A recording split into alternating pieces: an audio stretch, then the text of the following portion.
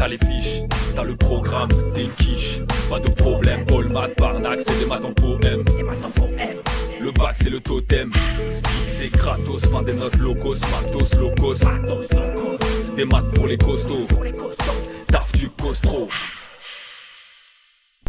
Bonjour les matos locos, on se retrouve pour la correction de la fiche 5 qui s'appelle somme et produit de racines. Alors juste pour rappel, n'oublie pas que moi je t'explique pas d'où viennent les formules. Ça c'est des choses que tu vois en classe, je remplace pas le professeur. Nous on les applique. Donc ici les deux formules vont tomber du ciel, mais c'est pas grave. Nous on est là pour les appliquer pour que tu puisses les prendre en main correctement. Alors qu'est-ce que c'est que ces histoires?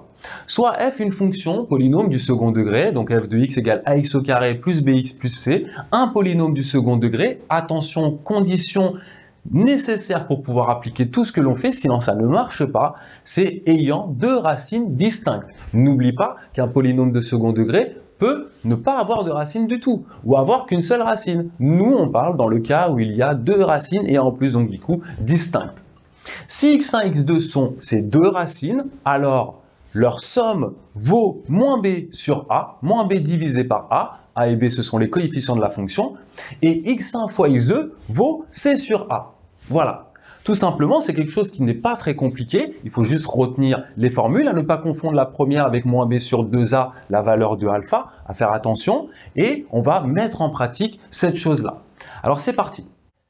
Qu'est-ci qu'on nous demande dans l'exercice d'application?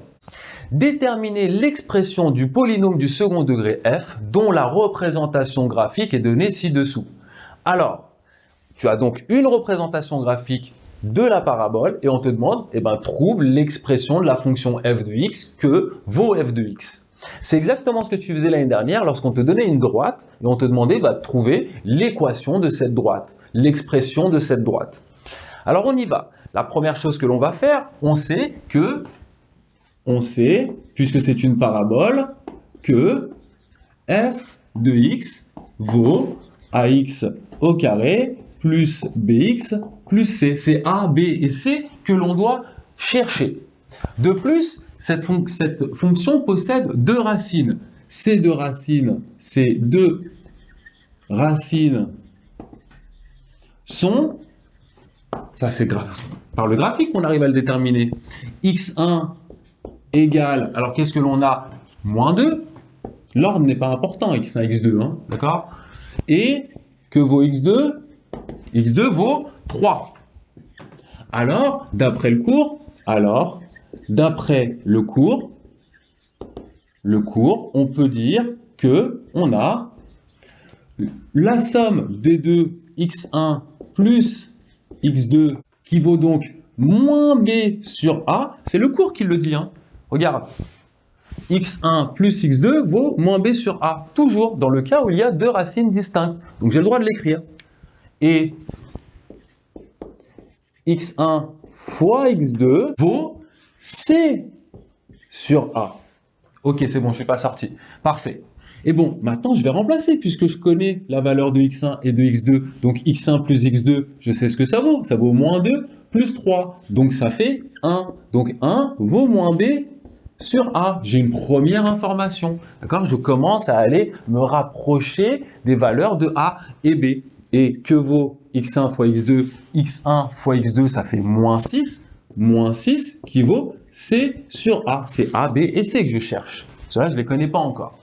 Donc voilà, on a parcouru la moitié, même plus que la moitié du chemin, mais on a encore du travail. Alors, qu'est-ce qui se passe ici? Ici, tu as combien d'inconnus à déterminer? Tu dois déterminer la valeur de A, la valeur de B et la valeur de C. Ça fait 3 inconnus. Combien tu as d'équations? Une équation, deux équations. Une équation, deux équations. Ce n'est pas suffisant. Si tu as 3 inconnus, il te faut 3 informations, 3 équations. Donc, il nous manque encore une équation qui fasse intervenir A, B et C, par exemple, pour pouvoir résoudre le problème via un système de plusieurs équations à plusieurs inconnus. Pour être plus précis, 3 équations à 3 inconnus ici. Alors, on y va. Je vais juste modifier un peu cette écriture. Pourquoi? Parce que j'aime pas les fractions. J'aime pas les fractions, donc je vais préférer écrire ça sans fraction. Regarde ce que je vais faire, le A, je vais le faire passer de l'autre côté. 1 fois A, donc ça fait A A égale moins B. Je sais que A vaut moins B. Donc, par exemple, si A vaut 3, B va valoir moins 3, ça je le sais, donc c'est sympa aussi. Et de la même manière, je préfère ne pas avoir de fraction, cette étape-là, elle n'est pas obligatoire, mais je te conseille de le faire. Ici, pareil, je vais faire passer mon A de l'autre côté, donc ça fait moins 6A égale C. Voilà les deux équations que je vais utiliser. Donc j'ai encadré plutôt celle-ci. Alors, comme je t'ai dit, ce n'est pas suffisant, il nous faut une autre information. Et bien, qu'est-ce que je vais faire? Je vais regarder ma courbe. Qu'est-ce que je remarque? Par exemple, j'ai un point de la courbe que j'arrive à lire de façon précise. C'est le point de coordonnées 2, moins 5. Ah, 2 plus f de 2 égale moins 5, d'après le graphique, d'accord? Via le graphe, si tu veux expliquer d'où ça vient. Mais f de 2, j'ai ma fonction f. Alors, je ne l'ai pas, parce que je n'ai pas les valeurs de coefficient A, B, C, puisque c'est ce que je cherche, mais j'ai le droit de remplacer tous les x par 2. Je sais que ça va devoir me donner moins 5. Et bien, ça veut dire quoi, cette chose-là? Ça veut dire que je remplace tous les x par 2. Donc, A, je ne le connais pas, je le laisse comme ça.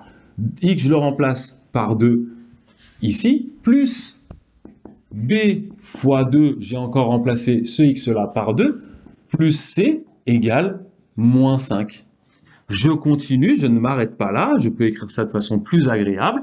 Ici, ça fait 4, A fois 4, mais on préfère que les nombres soient devant, donc 4A, plus B fois 2, 2B, plus C égale moins 5, ça, je ne peux rien faire. Et bien, qu'est-ce que je viens d'avoir? Une troisième équation qui fait intervenir A, B et C, et une relation entre elles. Et bien, j'ai mes trois équations, je vais pouvoir résoudre le problème. Je vais effacer toute cette partie-là pour pouvoir écrire ça sous forme d'équation et on se retrouve tout de suite. Ok, donc j'ai réécrit les trois équations que j'ai obtenues précédemment. A égale moins B, moins 6A égale C et 4A plus 2B plus C égale moins 5. Et bien là, je vais pouvoir résoudre mon système. Tu l'as appris à le faire l'année dernière avec deux équations, deux inconnues. Je t'ai mis dans la partie prérequis un lien vers la méthode de substitution que l'on va utiliser ici pour résoudre le problème. Allez, on est parti. Alors, ce que je vais faire, c'est très simple. Je vais garder les deux premières équations. Enfin, je vais tout exprimer en fonction de A. Ça veut dire qu'ici, j'ai A égale moins B. Donc, en fait, moins A égale B. D'accord? Si je multiplie par moins 1 des deux côtés, j'obtiens moins 1 fois A fois moins B. Ça me donne bien B. Tu vas comprendre pourquoi je fais ça dans une seconde. Ça, je le garde parce que j'ai bien C en fonction de A. C en fonction de A. Et là, regarde ce que je vais faire. A, je vais les garder. 4A, je le garde. Et je vais substituer 2B. B, je vais le faire disparaître. Mais comment? Je n'ai pas le droit de faire n'importe quoi. J'ai le droit uniquement de respecter les règles de l'exercice. Quelles sont les règles de l'exercice? C'est que B, j'ai le droit de le transformer en moins A. Donc ici, plus 2 fois moins A.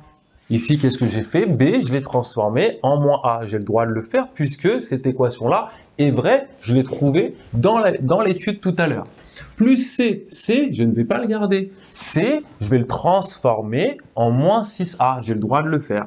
Donc, plus C, ça se transforme en moins 6A égale moins 5 que je ne touche pas. Et donc, je continue. On y est presque, tu vas voir. Pourquoi? Parce que, regarde ici, je ne vais pas toucher. Moins A égale B, moins 6A égale C. Et là, je peux compter le nombre de A que j'ai. J'en ai 4. Ici, j'en ai moins 2. Donc, il m'en reste plus que 2. Moins 6, il m'en reste moins 4. Donc, moins 4A égale moins 5. Voilà. J'ai terminé puisque regarde ici. Presque terminé. A, ici, c'est juste la résolution d'un système. Il n'y a pas de propriété de cours que l'on applique. A vaut quoi? Moins 5 sur moins 4. Moins 5 sur moins 4, donc 5 sur 4. Si je simplifie les moins, tu es en spécialité tes maths, donc je me permets de faire des simplifications qu'il faut que tu apprennes à faire avant d'arriver en terminale. Attention, ici, il n'y a pas de moins. Donc A égale 5K, c'est terminé. Si A égale 5K, B, il vaut quoi? Il vaut moins 5K, il vaut moins A. Regarde ici, B, il vaut moins A, mais A vaut 5 quarts, donc B vaut moins A, donc moins 5 quarts. Et que vaut C? Bah, C, il vaut moins 6A. Mais A, il vaut 5 quarts. Donc, C, il vaut moins 6. Allez, ici, je vais un peu détailler. Moins 6 fois 5 quarts. D'accord? Donc, ça fait moins 30 quarts. En fait, que je peux simplifier ici. Si c'est 4, les deux sont divisibles par 2. Donc, au final, j'obtiens ainsi, j'ai A qui vaut 5 quarts, B qui vaut moins 5 quarts, moins 5 quarts, et C qui vaut en fait 3 sur 2, 3 fois 5, moins 15 demi.